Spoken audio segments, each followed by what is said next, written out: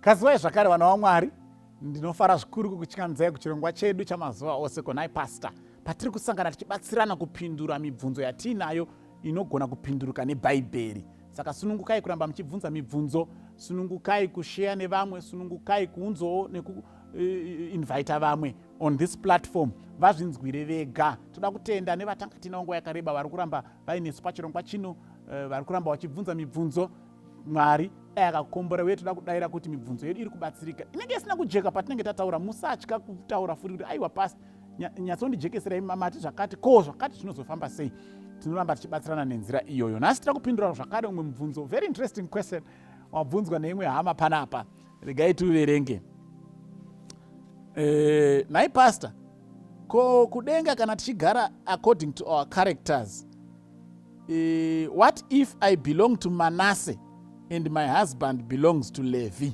Papo wamenzani. Ndofunga nyakubvunza mubvunzo yakambunzwa pada imharidzo kana dzidziso inotaura kuti kana taakudenga tichapinda nemasuo eJerusalem, because masuo acho 12, each gate rakanyorwa one of the names of the 12 tribes of Jacob. Saka munhu umwe achapinda pasuo rinoenderana necharacter yake yaifanana inomechawo ne one of those sons of Jacob. Saka ari kuti manje zvichafamba sei? Inini pamwe ndine character yaManase, murume wangu ane character yaLevi. Saka zvinoreva kuti ndichange ndapatsana nemurume wangu kana taakudenga. Ndo mubvunzo vari kubvunza, hausi mubvunzo watinganyanya kutora nguva yakareba zvedu. Regai ndiverenge kuna Mateo chapter 22 verse 33 ndichidzika. Verse 23, sorry, 33, verse 23. The same day the Sadducees, who say there is no resurrection, came to him and asked him, saying, Teacher, Moses said that if a man dies having no children, his brother shall marry his wife and raise up offspring for his brother. Now there was with us 7 brothers. The first died after he had married, and having no offspring left his wife to his brother. Likewise the second also, and the third even to the 7th. Last of all the woman died also.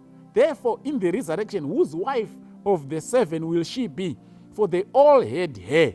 Jesus answered and said to them, You are mistaken, not knowing the scriptures nor the power of God. For in the resurrection they neither marry nor are given in marriage, but they are like angels of God in heaven. Saka musanetseka henyu munhu waMwari, musakuhunika, musatya. Kana muchinasa kuti unhu hwenyu newepartner yenyu hwakati siyane, imi chingoshingairei kuenda kudenga. Kana taakuenda kudenga hakuna zvekuti murume nemukadzi. Totoona Jesu panapa tinenge tangoita sengirozi tese. Saka there will be total joy, complete joy, perfect joy. Isiri based on marriage. There is no marriage kana tasvika kudenga.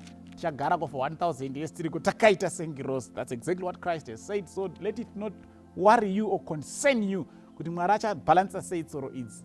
Saka farirai kuenda kudenga nemurume wenyu nevana venyu. Hakuzonzi kune separation iri based on marriage, because we will all be like angels. Mwari atikomborere. Amen.